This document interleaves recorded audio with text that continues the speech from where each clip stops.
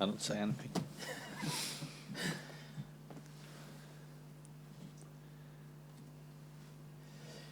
Afternoon, guys. Welcome. Thanks for coming. As ever, got about 20 minutes with Jonas, and we'll kick off with yourself, Jimmy Sky. Thank you, Dan. Good afternoon, Jonas. If I could start by asking about Beth Mead. Great to see her out there early this morning. Just in terms of percentage, how fit is she? Is she ready for this Sunday? In order for squad selection, we have one more training to go. If she goes through that training, she should be 100% ready for squad selection. What do you see in Beth? I'm sure after the injury she's had, she's probably just dying to get out there and pull a red shirt on again. Of course, she has that. She has a lovely energy she plays the game with. She has both a right and left foot with really good attacking qualities into. So we all know that Beth Mead is a quality football player. So of course we're really looking forward to having her back on the pitch again. Viv was out there this morning as well. She's obviously a little bit behind Beth in terms of her recovery, but the nature of the injury they both had, obviously physically it's such a difficult injury to recover from, but I think mentally it's such a difficult injury to recover from as well. The two of them having each other, psychologically, how much do you think that's helped them? I mean, we all, and unfortunately, we have a group of players that went through the same thing for it, and I think though at the end of the day, you need to deal with your things yourself, because even if it looks on paper that you have the same injury, it's never exactly the same. There is always differences for it, and I think it's with anything going on in your life. It can be similarities, and yes, you can help, but at the end of the day, everything is going to be unique to you as an individual, and things need to be tailored towards you as an individual as well. So I try to be very mindful of that, to not treating people with similar situations like a package. You still need to look at it individually, but it's nice both of them is very close here now to returning to play. With Beth, obviously we hope can be in the squad here for Sunday. You mentioned similarities. It was only a week ago my colleague would have been here asking Mikel Arteta about who his first choice goalkeeper is, and I'm asking the Arsenal women's coach the same question. Where are you at the moment in terms of who has the number 1 jersey? And that we don't think like that. It is not a permanent jersey that we stick on one player, not on any position that we have. We have, and we try to build that we have at least 2 really good players on each position that we have in the squad, and we like to have different qualities on those players, so we can use it for tactical reasons. But of course, also there's always competition and see which one will be in our best starting 11, and it's the same with the goalkeepers. Obviously, Sabrina had the chance last Friday night against Manchester United and made that mistake. What's her frame of mind been since then? Is she able to just brush it off and get on with things, or is it something she's thinking about still? No, we have to look forward. We have to think next action. If we dwell on mistakes, for me, that's not a winning mentality. You can't change anything from it. You can learn something from it. It can be a little bit with your positioning, your decision making. Then you learn. Then you look forward. Again, everyone has to do that in the team. Sabrina's no different for that. And then, of course, I see much more than you guys do, because you only see the games for it. I see the trainings. Also, so I have to base my decisions on everything that we do, not only the minutes that we play matches, even if they are very important for that. Just finally from me, obviously back at the Emirates again this Sunday, as you were for the opening game of the season. Another big attendance expected. The recent record at the Emirates hasn't been great. You're obviously keen to turn that around. Do you think there's anything, any extra weight in the players when they play at that stadium, or is it just one of those things? Like when you say recent record, is that the Liverpool game? Well, I think there's no wins in the last 3 in the WSL, for example, at the Emirates. Yeah, okay. So that's what I mean with the mind a little bit for us. We played Chelsea there in January, which I think was a strong performance, and we conceded in the last minutes of the game, and then we beat Bayern Munich 2-0. They're in the Champions League quarter-final. and then we had a draw against Wolfsburg and took them to overtime and was some inches away from playing a Champions League final. So for me, is it a problem for us playing at the Emirates? Not at all for it. Am I really happy for us to go back to Emirates so quickly after what I thought was a disappointing performance against Liverpool? Absolutely. Let's show the audience another version of ourselves. I said last question, I've got one actual final Okay. question. If Dan allows, I'm fine. Yeah. If Dan allows it. You know, in terms of how important do you think Chloe's late equaliser last Friday is in terms of, we use the word momentum in any sport all the time. You know, it was looking like it might have been back-to-back defeats. Instead, you've now got a bit of momentum going into this weekend. Inches are important in professional sport, and fighting for inches is the foundation to getting success. So of course it's important. Every goal we score is important for us. So I like the whole setup in that goal, to be honest, from how we defended a long ball in behind, and a mentality as the team where we're saying it's 3 minutes into overtime for it. We have a couple of situations where we could have been a team saying, oh, we're just going to play the ball up long and hope for the best. But we have patience, we have quality on the ball, we play away pressure, we set up a situation that we are comfortable in. Then that's a brilliant individual contribution from Chloe. But the whole team brings the situation to that. And for me, that's being really mentally strong. Because it's so easy to just throw the ball away and say, oh, we tried. I tried to play the ball forward. Yeah. But it wasn't the right moment. And in football, it's always about finding the right moment. Even if it's just a minute left to play, you still have to have that mental strength and wait for the right moment, because you can never force things in football. So I really like that about the goal. Thank you. Thanks, Jay. Robert at the back there. Hi, Jonas. First of all, you're facing the Aston Villa women on Sunday at the Emirates. How do you assess teams that progress from the Championship level to the WSL from what you've seen in terms of opponents? I don't quite catch that. Often the Women's Championship goes slightly under the radar, but how do you find teams that get promoted in terms of their level to playing in the WSL? Yeah, but Aston Villa is not promoted. No, in the last few years, I mean how they've adapted. Okay, yeah, because I've only seen Aston Villa as a competitor, of course, here the last 2 seasons, and they've been a very strong side under Carla Ward, and they have been developing from a strong foundation with them. I think the growth of a team like Aston Villa is very telling for how competitive this league is starting to become, and why I think if all clubs and the league is doing the right thing, why it's going to be the leading league also globally in the coming years. So the competition is really tough to win football matches, tougher than it's ever been in the competition. But as for a league and for external viewers, I think that is great, and that's what's going to bring this league to be the best in the world. You mentioned obviously going back to the Emirates and about the performance. What did you feel the key factors were last time you went to play Liverpool in terms of turning it around on Sunday? I mean, the biggest disappointment then was to say that I didn't feel that we could energize the crowd enough with the way that we were playing. And that was, I think we looked a little bit static when we had the ball. We didn't get them moving enough. We weren't able to stagger situations on top of each other. I don't think we have more than 1 or 2 counter-pressing situations in the whole game. And we as a team, when the game becomes more dynamic, we are better. We could see that in the second half against Manchester United. When we start moving the opponent, then the game starts moving for us. And that's really important for us as a team to get that fluidity in the way that we play. So hopefully we can get that against Aston Villa. And you saw the big differences going into the game at Manchester United, the way you played, getting the late equaliser, taking it into this match on Sunday.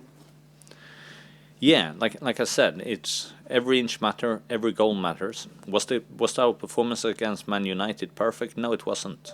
There there is still plenty of things there that we need to do better, and we've been working hard this week here to try and to develop those things. And let's go again against Aston Villa, like that, developing the growth mindset that has to be with us. We're not a finished product. We need to aim for a better tomorrow than today. Susie from The Guardian. Jonas, you're a couple of games into the domestic season and you've had a decent amount of time with the players after the World Cup and the summer. Are you still seeing like a physical impact of players that played till the end of that tournament or didn't have as much rest as perhaps they would have liked? Do you still see that in training and stuff in your players? Is it hard to balance the different levels of fitness and readiness of players in this stage of the season? I'm very much of an all-out, all-in person. When you step in and you train with Arsenal, I demand 100%. There is no room for coming and saying, oh, I have a 90% day today. That's not the environment for you to be in here at Arsenal. So when you step in here, you're 100%. But that also means that more from a mentally side of playing a big tournament and getting too little time to reset, that we have managed time individually with the players that were staying long in the World Cup, and they have getting complete time off from the training ground. And we have done that individually with all 8 players that were in the later stages of the World Cup during this period. And of course, has that been ideal from a team perspective that we haven't been able to keep the group together? No. I still think that it's absolutely vital to now being able to attack the season fully, so we not feel like we're going into the season with players being too mentally fatigued and then not being able to cope, and then we're getting forced to give time off. Now we try to manage it proactively instead, and I think that's a better way to do it. In some things we have also done it in the cooperation with national team coaches, like Australia, England, being great examples of how we are working together with, also Sweden. So that has been the approach in that sense. But when you're at Arsenal, it's 100%. Have you seen players reach a similar level now then as a result of that work to make sure that they're all mentally on the same page, and all the work done with the international teams to give players rest, and you giving players rest internally? Are you seeing it all sort of level up now to where everyone is sort of at a similar level, or is there still a little bit of a gap? Yeah, I think to the days leading into Manchester United and the days here now in the week, I really feel I start to see a team here now on reaching good levels. But like I said, I still think we have things to develop. I still think we have higher ceilings to reach to, but we start to be at a good level here now, and that is satisfying to see. And then just one last one on Beth. I just had a question about how much work is done on the psychological side of her return with her, because obviously there's so much pressure on her as an England international, such a high performer. A lot is expected of her. Like, how do you put extra support around her to handle the mental side of returning and that psychological aspect, and also the fact that she steps on a pitch and she's going to feel a lot of pressure to perform almost instantly, I imagine.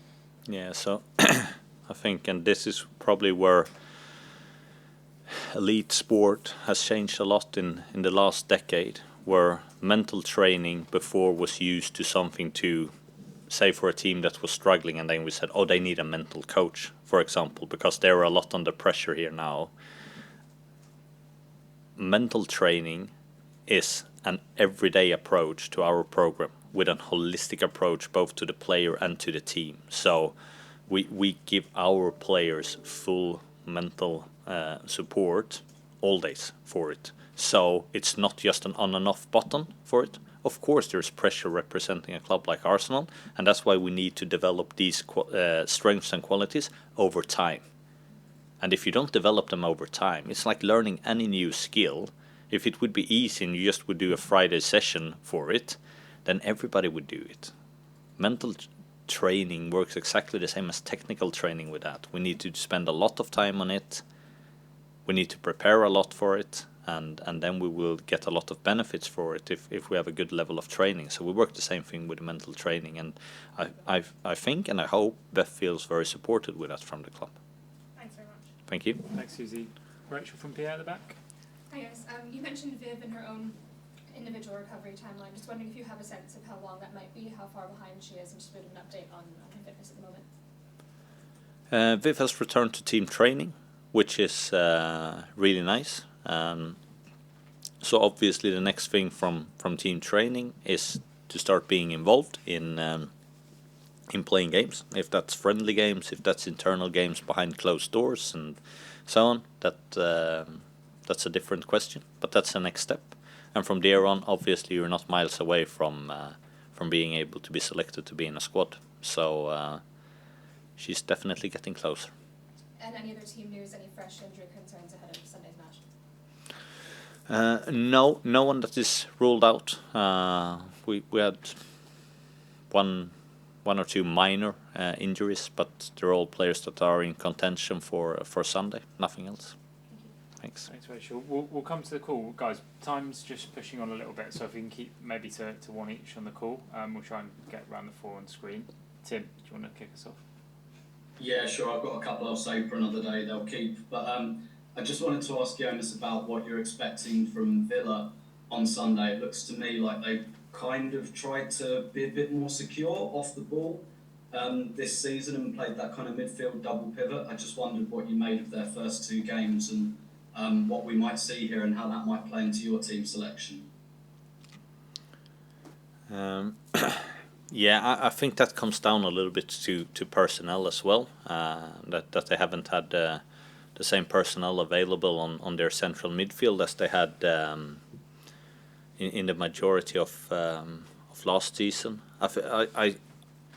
I see a lot of the same things in a really strong Aston Villa side as I did last season. So I expect them to come to the Emirates and believe in their model and their identity. And I think that's going to be an exciting game against two teams that really wants to play football. Thanks, Jonas. Thanks, Tim. Emma from the BBC. Hey Jonas, yeah, Tim just asked my question actually, but can I just double check? I didn't quite hear the question from Rachel in the ring. Did she ask about Viv or was it about Leah in terms of their progress? It was Viv. Leah is unfortunately not that close to playing, even if she's progressing very well as well. I did think that. What sort of stage is Leah at the moment? She's out on the pitch, which is really pleasing, and that's of course a really important stage in returning to play to do that. But from there on, now it starts with doing more basic ball work until progressing with more complex moving patterns, and from there on starting to get integrated in team training. I mean, Lee has always been that there's no way she's going to return before Christmas. She's an after Christmas player, and then if that's what month after Christmas, it's impossible to predict at the moment. But to save you guys from asking every week for it before Christmas, no. Great stuff. Thanks, Jonas. Cheers. Thanks. Thanks, Emma. Tom from the Telegraph. Hi Jonas, thanks for your time. Could I just ask you a question about Villa, please? I know that since you last met, both teams have signed a lot of players, but nonetheless, what have you learned from the game when you met them in May that didn't go so well at Meadow Park, and you know, what can you learn from that to rectify this weekend? I think I learned things from every time I played Villa, to be honest. I think that game at the Meadow Park, it was a very odd game for us. We were totally depleted. As a squad, as a group, we had been fighting so hard. We just didn't have any energy at all. I think Villa played a good game, but like we're at a total different stage here now, with energy and a motivation here going into this season. So I see this being a completely different game. Thanks, Tom. Thanks, Jonas. Good luck. Thank you. Thank Cheers, you. Tom. And finally, Sandra from the Sun. Hi, Jonas. Just one general question in terms of being at the Emirates. You talked a little earlier about mental strength and the team's mentality in terms of winning. How important is it to play more of these games at the Emirates in terms of how it helps your the mental strength, the winning mentality of the team, and then the Emirates becoming more of a fortress, for Arsenal? I mean, obviously, it's quite an intimidating place to come, I suppose, when it's full and you're wanting to, I guess, get on top of your opponents mentally. Yeah, I think that's such an important part of how we want to grow is to make Emirates our fort, our fortress, and doing that together with the audience. That's not going to be achieved only by the team. That has to be the team and the fans in cooperation. They need to live the moments together. They need to energize each other. It goes both ways for us, and to create that bond, which we need to transform that for what we have at Boreham Wood onto the Emirates. And how do we do that? Like you're saying, playing more often at Emirates, creating those situations more often, so we get better at it. I think this is a really strong moment where we are playing back-to-back league games at the Emirates. I think if you go back 3 or 4 years, you looked at playing at the major stadiums was a one-off occasion. It was done around Europe, but it was sort of these one time per season kind of thing, give away a lot of tickets and try to get up some attendances. And then the week after, what happened then with attendances? Where was the next game being played the week after? And very few clubs have been managing to do this week by week, back to back. And I think that's, if we want to talk sustainability with attendance figures, if we want to talk sustainability about maybe moving permanently to the Emirates, that's what we need to show as a team, but also with our fans, to say that we can have good attendance figures back to back at Emirates, week in, week out. That's where we need to go to, and that's when the Emirates can become the real strength for the women's team. And we're on that movement. We're not fully there yet, but we're on that movement, and that makes me extremely proud and extremely optimistic about the future. Great. Good luck this weekend. Thanks, Jonas. Thank you. Brilliant. We'll leave it there, guys. Thank you so much.